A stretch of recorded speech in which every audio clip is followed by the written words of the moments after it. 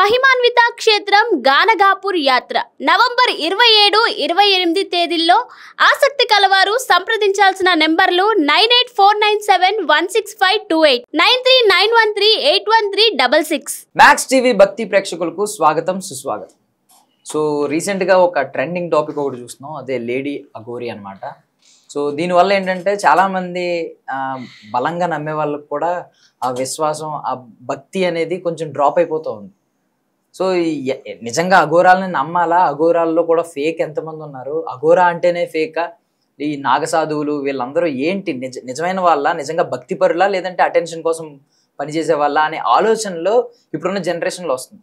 So ఇలాంటి వాటికి మనకి ఇలాంటి క్వశ్చన్స్ అన్నిటికీ ఆన్సర్ తెలియాలంటే ఒక ఎక్స్పర్ట్ కావాలి, ఒక ఎక్స్పీరియన్స్ ఉన్న వ్యక్తి కావాలి, ఒక అనుభవజ్ఞులు, ఒక జ్ఞానులు కావాలి. కాబట్టి నాతో పాటు ప్రముఖ తాంత్రిక నిపుణులు, జ్యోతిష్యరత్న అవార్డు గ్రహీత శ్రీధర్ గురూజీ ఉన్నారు. ఆయన అడిగి దీనికి ఆన్సర్స్ తెలుసుకోవడానికి ట్రై చేద్దాం.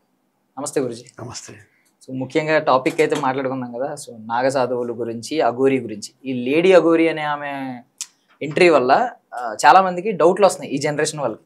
నిజంగా ఇవన్నీ అప్పట్లో సైన్స్ పెద్ద డెవలప్ అవ్వలేదు కాబట్టి ఇవన్నీ నమ్మేశారు, ఇవన్నీ ఫేక్ ఫస్ట్ ఆఫ్ ఆల్ అని చెప్పి ఒక ఆలోచన వస్తుంది అనమాట. సో దీనివల్ల ఏంటంటే నిజంగా భక్తి పరులు కూడా ఫ్యూచర్లో తగ్గిపోయే అవకాశం ఉంది. అవును.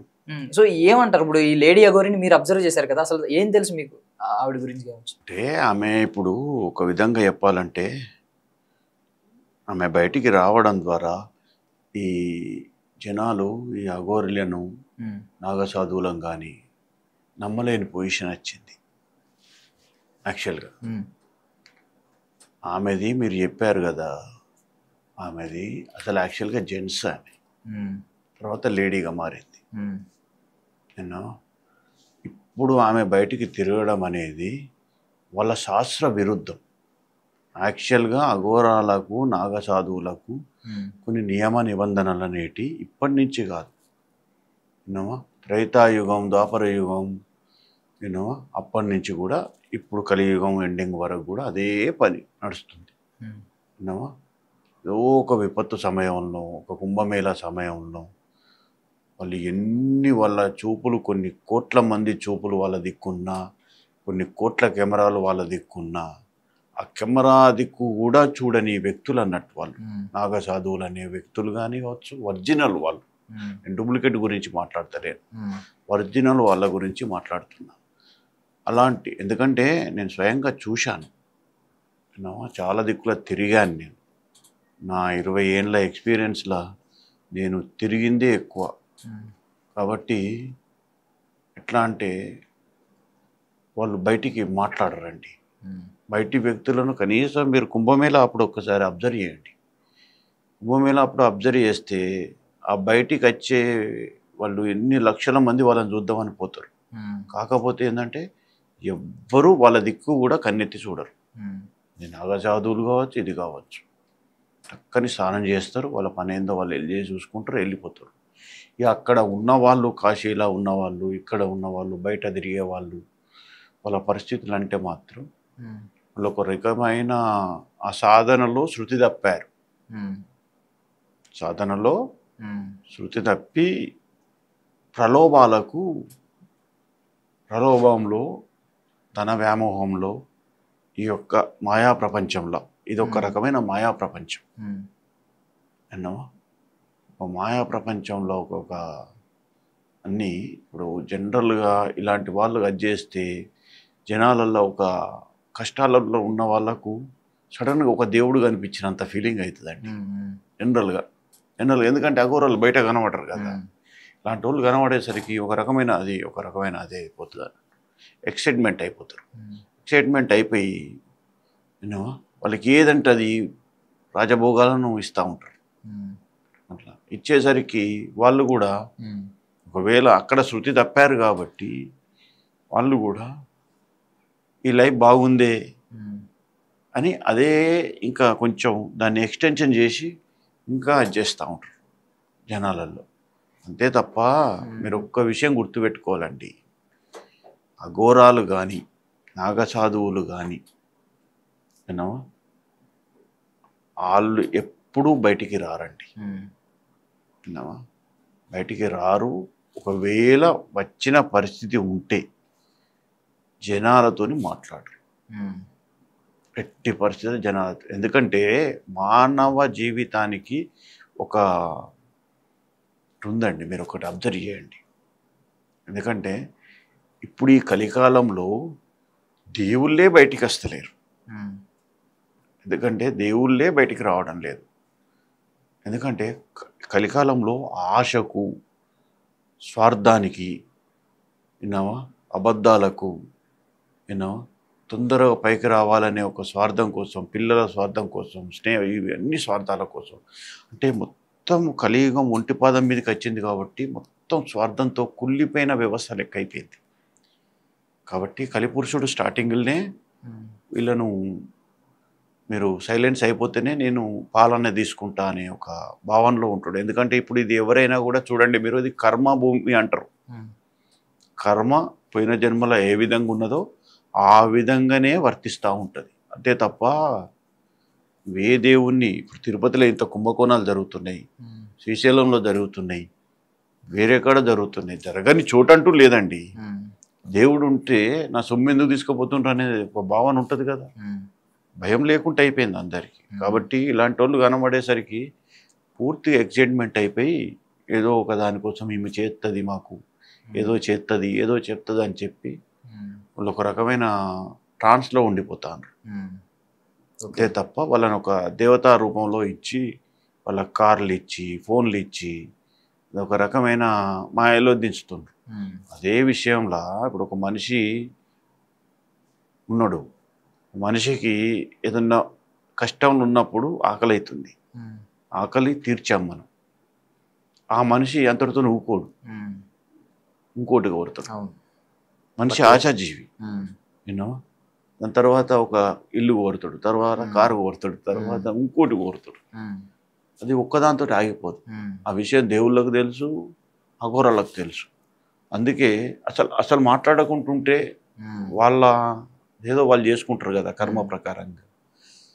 వాళ్ళు దేవుని కోసం చింతన పడి వాళ్ళ దేవ మోక్షం కోసం వాళ్ళు చేసే ప్రయత్నం వాళ్ళు. అంతే తప్ప వీళ్ళకేదో అది చేయాలా, వాళ్ళకేదో అది చేయాలని కాదు. వాళ్ళు ప్రపంచానికి ప్రళయం లాంటిది వచ్చినప్పుడు మాత్రం వాళ్ళు బయటికి వస్తారు. అంతే తప్ప ఇలాంటివన్నీ తప్పండి. అఘోరాలు అనేది ఒరిజినల్గా వాస్తవం.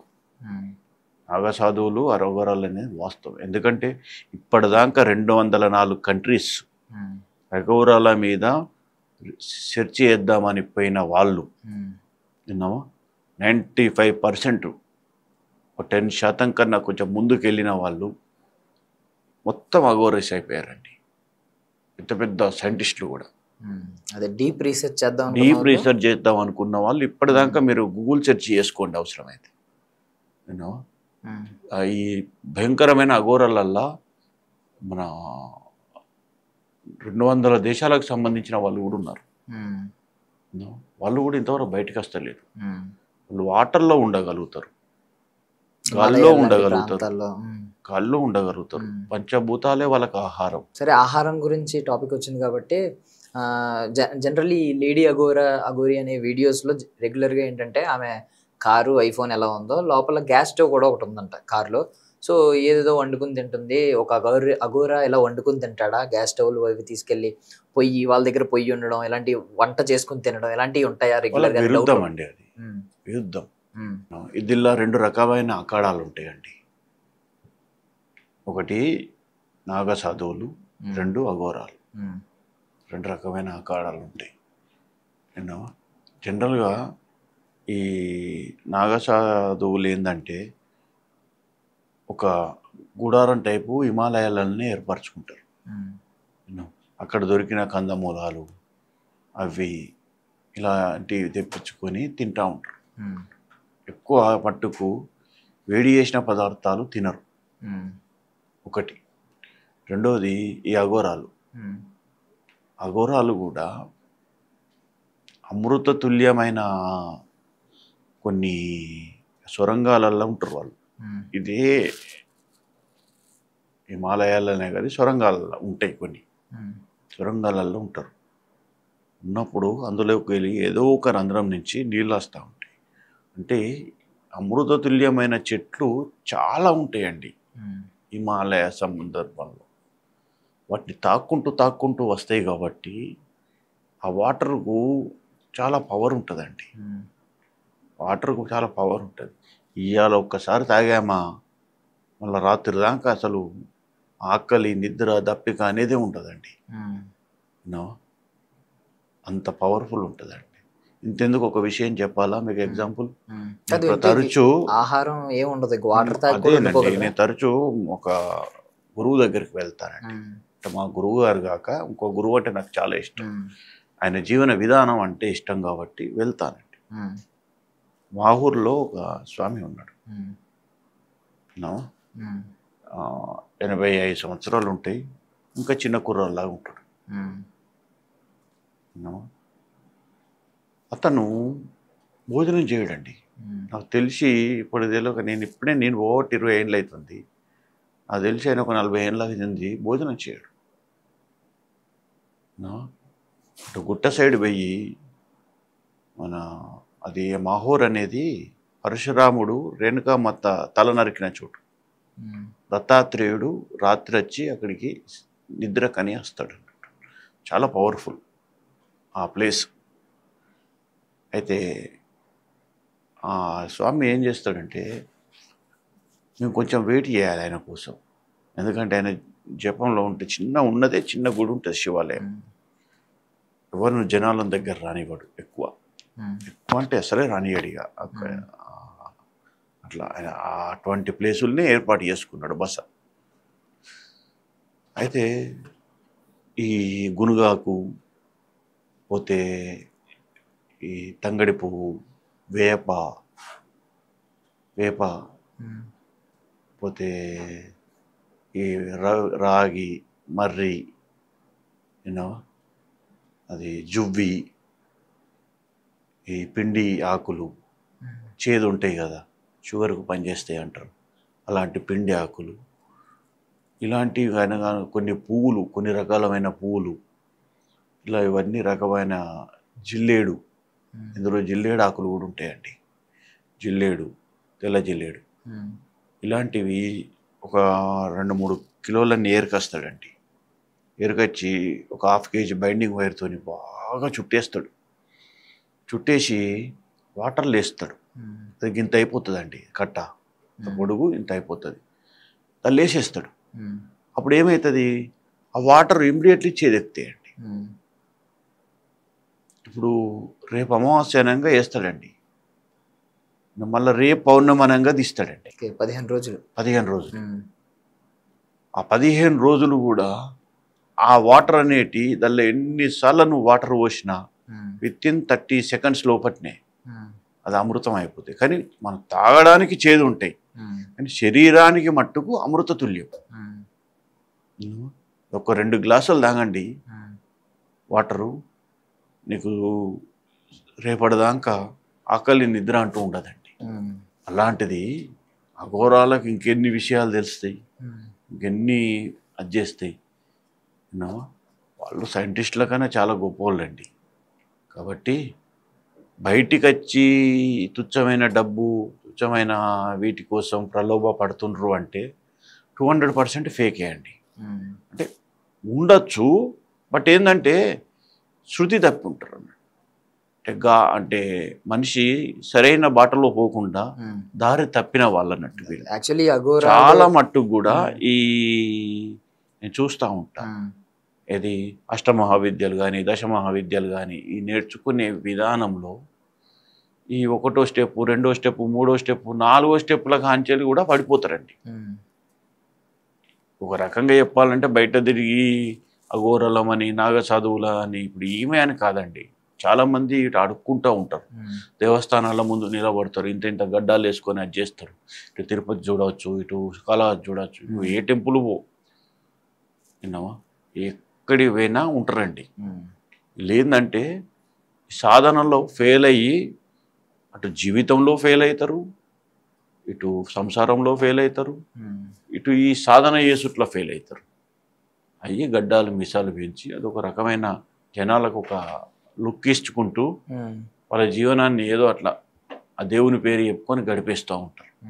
అంతే తప్ప ఒరిజినల్ వాళ్ళు బయటికి రారండి 200%. కాబట్టి జనాలు ఎలాంటి సందేహాలు పడకుండా మన సాంప్రదాయాలను, మన ఆచారాలను, మన వ్యవహారాలను విన్నావా, ఏదో ఒక్కరు ఇద్దరు చేయబట్టి అది చెడిపోయే సమాజం కాదండి మనది. చెడిపోయే ఆచారాలు కావు.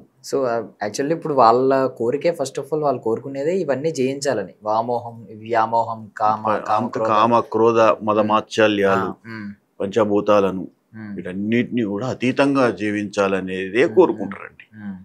అలాంటి జీవితం కోసమే పోరాటం చేసి అవి జయించిన తర్వాతనే ఇక వాళ్ళకి నచ్చిన దాన్ని, మోక్షం ఏదైతే ఉన్నదో దేవుల్లో విలీనం కావడానికి ఆ విధంగా చేస్తూ ఉంటారు. ఇప్పుడు మీరు ఒక చెప్పారు కదా, ఆయన రొటీన్, ఆయన ఇన్ని ఆకులను తీసుకుని వాటర్లో కలుపుకుని వాటర్ తాగి అలా బ్రతుకుతూ ఉన్నారు. అది ఆకలేదు అని చెప్పి అన్నారు. మీరు ఎప్పుడన్నా అది తాగారా? తాగానండి. మీరు ఏమన్నా తాగి వెయిట్ చేశారా? ఎన్ని రోజులు అని ఏమన్నా? 3 రోజులు వెయిట్ చేశానండి. 3 రోజులు ఆకలి లేదు మీకు? అంటే ఒకసారి మేము యాక్చువల్గా మాహూర్లోనే పైన ఒక లింగం ఉంటుందండి. ఇతను ఈ గుట్ట కొంచెం కిందికి రాకముందు ఆ పైనే ఎక్కువ జీవించేవాడు. ఎందుకంటే కొంచెం ఆయనకు ఎక్కువ ఈ శివుడు తప్ప ఆయనకి దేని మీద పట్టు లేదండి. ఒక శివుణ్ణి ఆరాధించడంలో తప్ప వేరే దేని మీద పట్టు లేదు. ఈ వనమూలికలు దేనికి పనిచేస్తాయి, దీని మీద ఒక విషయం తప్ప.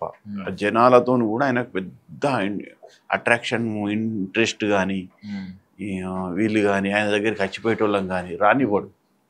అది పూర్వజన్మ సుకృతం కావచ్చు, మరేమో మేము పోగలిగాము ఆయనతోని. అదేవిధంగా ఇప్పటికి కూడా బాగా సాన్నిహిత్యంలో ఉంటాం ఇలాంటి గురువుల వాళ్ళతోని. అయితే ఒకసారి అక్కడికి ఆ లింగాన్ని దర్శనాన్ని చేద్దామని తీసుకెళ్ళాడండి. ఆ గుట్ట పోవాలంటే దాదాపు ఒక 12-13 కిలోమీటర్లు నడవాలండి. పోయామండి. పోయాం కానీ రావడంలో చాలా ఇబ్బందులు ఎదురయ్యాయండి దర్శనం చేసుకొని రావడం. ఎందుకంటే విపరీతమైన వర్షం అందుకుంది. వర్షం ఎలవడం, తగ్గడం, మళ్ళీ స్టార్ట్ అవ్వడం 10 నిమిషాలకే. ఆ సందర్భంలో చాలా అంటే ఒక బిందె పట్టుకొచ్చాడు. అదే ఒకటి అది ఉంటుంది కదా, దాన్ని కట్టుకొని దానికి అది దాంతో కూడా అది దీంతో నేసిందే కడతాడు. అది ఆకుల అలములతోనే కడతాడు. అది బిందె పట్టుకొచ్చాడు. అది పట్టుకొచ్చుడు మాకు ఎంతో సేఫ్ అయిపోయింది. ఎక్కడ నీళ్ళు దొరికితే అక్కడ ముంచొడితే ఇమ్మీడియట్లీ అది అమృత తుల్యం అవ్వడం, అది మేము తాగడం. మాకు అసలు ఏది తినాలని కూడా అనిపించలేదు. మేము రాత్రంతా వర్షం పడుతుంటే ఒక తాడిపత్రి లాగా వేసుకొని ఉంటే అతను మాత్రం ఆ తడుస్తూ ఒంటి పాదం మీద నిలబడేటోడండి త్రిశూలాన్ని పట్టుకొని. మేము ఆశ్చర్యపోయేటోళ్ళం. ఆ నది పారుతున్న నదిలో మేము స్నానం చేస్తే 2 గంటలు అటే పోయేవాడండి. 2-3 గంటలు.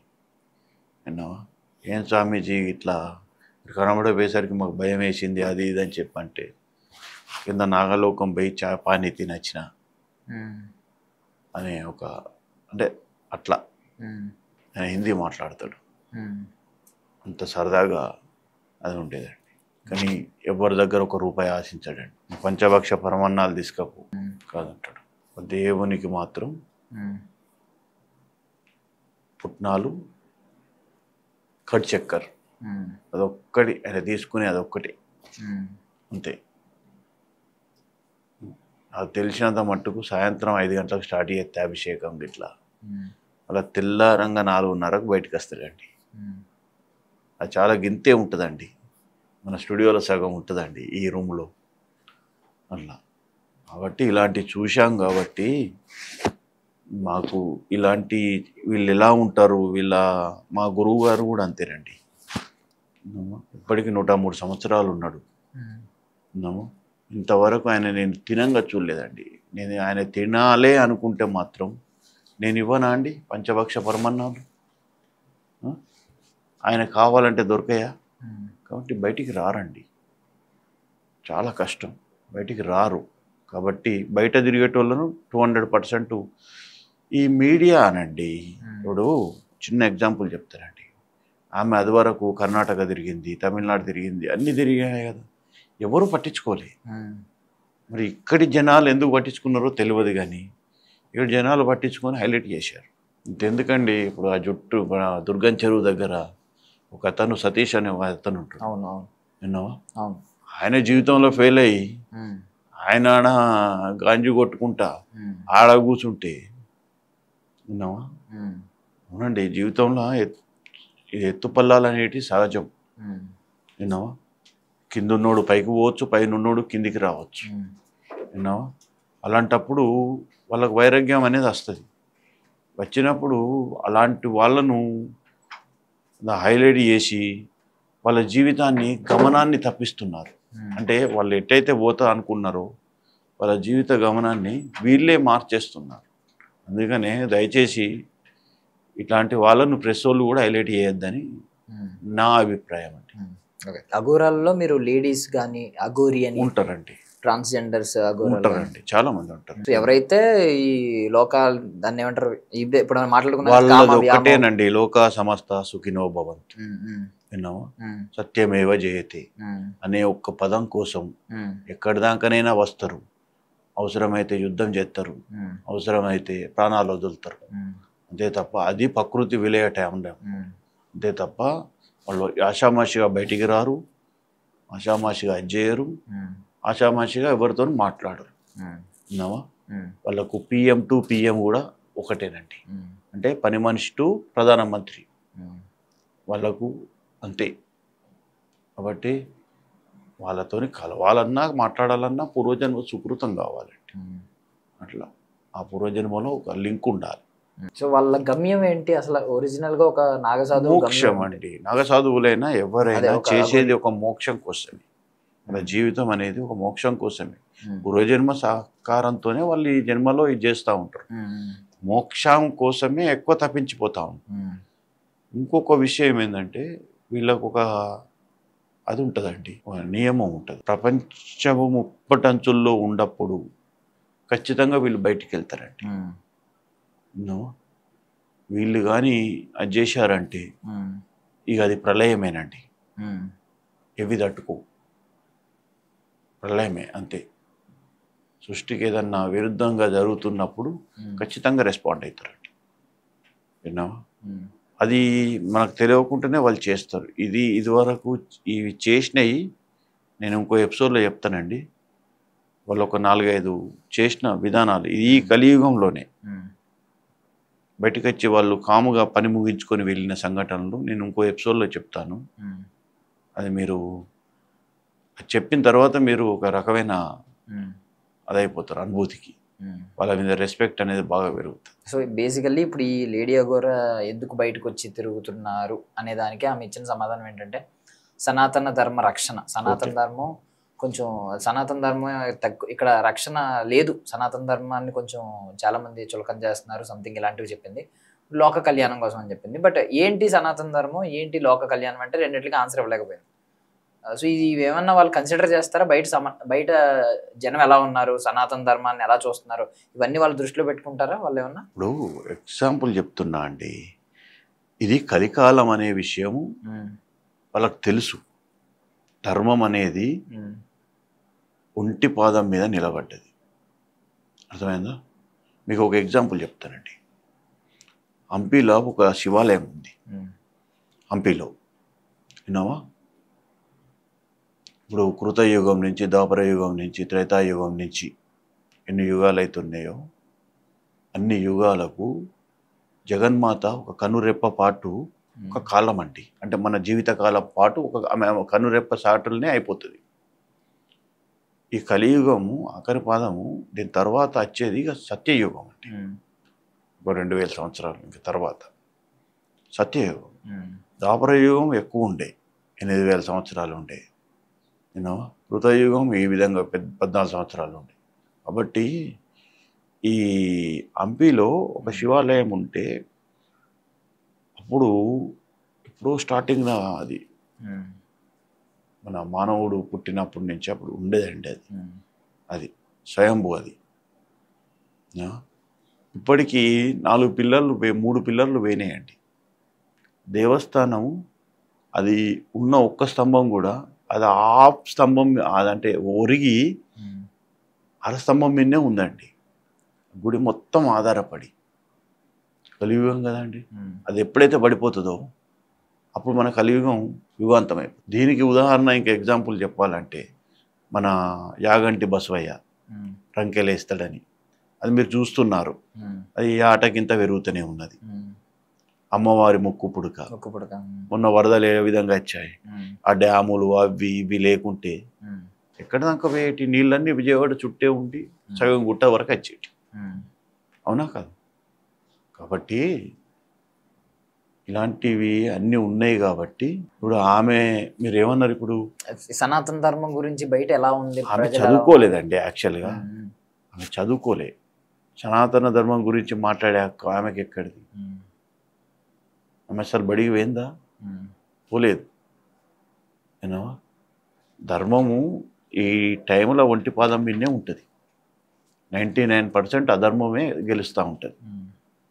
ధర్మం అనేది ఉంటుంది. ఎందుకంటే మనము చివరి దశలో ఉన్నామండి. చివరి దశలో ఉన్నాం కాబట్టి ఎవరి ఇష్టానుసారం వాళ్ళు ప్రవర్తిస్తూ ఉంటారు. విన్నావా? మన ప్రపంచంలో 900 కోట్ల మంది ఉన్నారండి. ఒక్కళ్ళ మనస్తత్వానికి ఒకళ్ళ కుదురుతుందా? కుదరటం లేదు కదా. అదేవిధంగా వాళ్ళదొక ధర్మం ముస్లిమ్స్ది, మనదొక ధర్మం.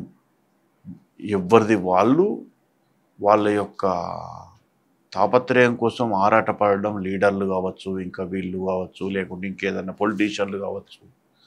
పొలిటీషియన్లు అయితే ఓట్ల కోసం, వీళ్ళైతే వాళ్ళ పేరు ప్రఖ్యాతల కోసం. విన్నామా? జనాల గురించి మాట్లాడడం మట్టుకే వాళ్ళు పైకొచ్చేంత వాటి మట్టుకే ఉపయోగించుకోవడం అనేది, మాట్లాడడం అనేది. అది అయిపోయిన తర్వాత వాళ్ళు స్టేజ్కి వెళ్ళిపోతారండి. మీరు ఎప్పుడైనా ఒకసారి అబ్జర్వ్ చేయండి. ఈ ధర్మం గురించి మాట్లాడిన వాళ్ళు కావచ్చు, సనాతన ధర్మం గురించి మాట్లాడిన వాళ్ళు కావచ్చు, ఇప్పుడు ఈ వేద పండితులు కావచ్చు, ఈ ప్రవచనాలు ఇచ్చేవాళ్ళు కావచ్చు. ఇప్పుడు మహావిష్ణువుకు ఒక రకమైన ఈ మహావిష్ణువునే కొలవాలని విష్ణు గ్యాంగ్ ఉంటుంది ఒకటి, శివుణ్ణి కొలవాలని ఒక శివుని గ్యాంగ్ ఉంటుంది. విన్నావా? ఇంకో దాన్ని అది చేయాలని ఇంకో గ్యాంగ్ ఉంటుంది. వీళ్ళందరూ వీళ్ళ గురించి మాట్లాడారు కదా అండి. విన్నావా? మరి అందరూ కూడా వాళ్ళు రోజు రోజు రోజు రోజు ఒక్కొక్క మెట్టు సొంత విమానాలు, సొంత చార్టర్ ఫ్లైట్లు కాడికి వెళ్ళిపోయారు కదా. మరి వాళ్ళని నమ్ముకున్న వాళ్ళు ఇంకా అదే పొజిషన్లో ఎందుకున్నారండి? ఈ జనాలకు ఒక్కసారి అర్థం చేసుకోవాలండి. ఎప్పుడైనా కూడా ఇలాంటి గురువులను నమ్మేటప్పుడు, ఇలాంటి వీళ్ళను అది చేసేటప్పుడు ఎవరైనా కావచ్చండి, నేను ఫలానా ఒక్క పేరని తీస్తలేను. అది చేసేటప్పుడు సనాతన ధర్మం గురించి మాట్లాడేటప్పుడు విన్నామా, ఇది ఎవ్వరికి వాళ్ళకు స్వతంత్రంగా రావాలి. ఇది నా ధర్మము, నేను ఎక్కడ పుట్టాను, నా మూలం ఏంటి, విన్నామా అని ఒకరు చెప్తే వినేంత స్థితిలో ఎవరు లేరండి ఈ రోజుల్లో.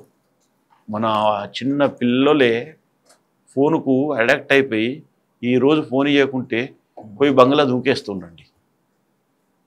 అలాంటి పరిస్థితిలో ఉన్నాం మనం. తప్పుగా అనుకోకండి. కాబట్టి ఈ సొసైటీ ఎటు పోతుందో ఏం చేస్తుందో ఒకటి అర్థమవుతలేదు. ఎందుకంటే దాని కారణం కలియుగం, కలి పాలిస్తున్నాడు. కాబట్టి అందరూ ఎవరు వాళ్ళే ఆలోచించుకొని సనాతన ధర్మం గురించి ఎవరు వాళ్ళే పాటించుకుంటే మాత్రం అది ఉంటుందండి. Thank you.